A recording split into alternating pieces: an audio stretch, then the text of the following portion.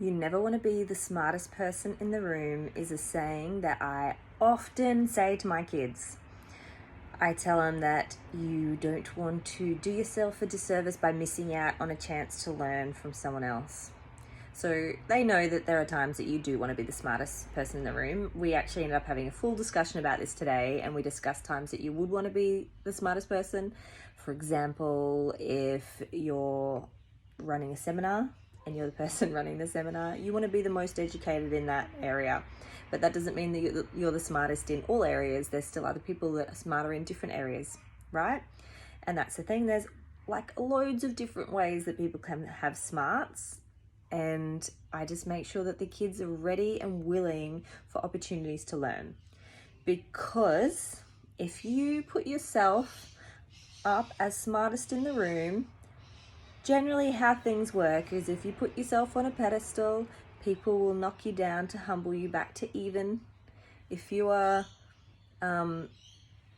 below other people, like a chance to learn, people are more likely to open up and answer your questions and help you bring your knowledge up and bring you up a notch, right? I always talk about things getting to like level, and that's how things work. They'll knock you down or they'll build you up. So if you aren't the smartest in the room and you are open to be a learner, you have great opportunities to ask the people who are the smartest in the room and learn from them in whatever field, right? Whatever situation you happen to be in. And it doesn't hurt to feel educated in whatever the discussion is, but it does help to feel like you can always learn from someone. We are sort of in a society that still, it is changing, but that still really values that certificate as a form of status that puts people as experts or knowledgeable in a field. And yeah, they are, but it doesn't mean that that's the only way to get information. There are people out there with no certificates that are like really educated and really smart in their fields, whatever that field is, that you can learn from, right? If anything, sometimes it can be a little bit binding, I don't know what the word is, to have a certificate and feel like you know something. And I've done this, like as a nurse, there's been health stuff that I felt that I knew more about because I was in the health field. And when I let my guard down and was willing to learn about other things, it was like, oh wow, I was really closed-minded for a while there. And the same also with certificates, it can be, you're really going to be under the umbrella of what you've been taught in your institution.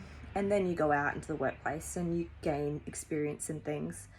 So yeah, everyone can be learnt from, those people who have certificates and those people who don't. But the thing for the kids that I tell them is to always be open and willing to learn. And the way to do that is to be willing to ask questions. No question is ever a silly question. To be willing to discuss things. If someone says something that you don't understand, being confident enough to say, hey, I don't quite get that, or do you mean this?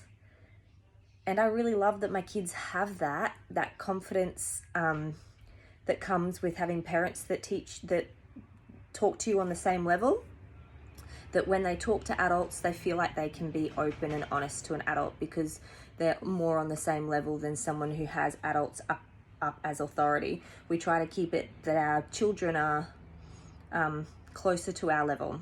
And I've discussed that before as well. But being able to then ask adults, you know, about something that they don't know is really cool to see. And to always be willing to do that, even as they get older. I know when you start in a new workplace, the people that think they know everything, they really do themselves a disservice, because those early stages in a job give you that chance to like find your feet, ask all the questions.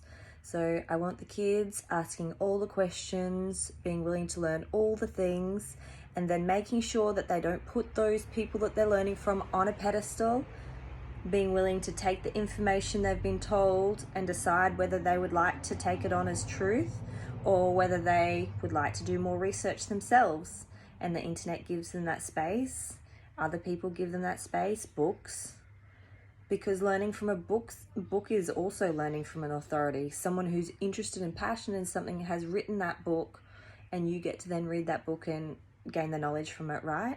So reading books on a topic, so say there's an interesting topic, they've heard about it through someone, they're not quite sure that they like the version they've been told, or even with us, I say don't always believe what I say. I'm certainly no expert. If you want to know more, you go out and find it out for yourself. And it can be a lot of talking. I know a lot of parents probably don't feel like talking so much to their kids, especially at the end of the day when they've been at work and they just want to get dinner done. But these are really simple little conversations to have. I know they can turn into big ones if you want it to, or maybe if it wants to be a big discussion down the track, write it down as a thing to come back and talk about when you have time. And sometimes if I'm busy, I will say that to the kids. Like if they want to ask me something I don't know, I'll just like, can you write that down and we'll research it later? Because I don't know, mate. Like, and I don't have time to stop dinner to do that. I don't know. Did I end up ranting? It's my view on helping the kids understand that they do not want to be the smartest people in the room, except for the times where they do want us to be the smartest person in the room.